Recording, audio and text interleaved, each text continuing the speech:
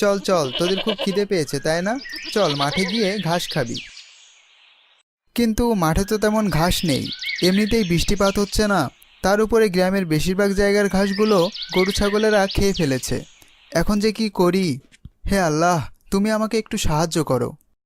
যাই, পাশের গ্রামে গিয়ে দেখি একবার মাঠে ঘাস আছে কিনা। এ কি, এখানেও তো প্রায় একই অবস্থা।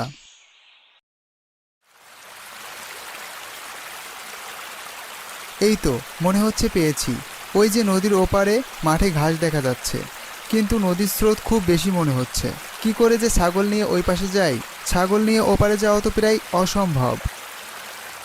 তারপর রাখাল সেখানে এক গাছের নিচে বসে এটা নিয়ে চিন্তা করছিল। ঠিক তখনই সেই পথ দিয়ে একজন মসজিদের ইমাম যাচ্ছিল। রাখালকে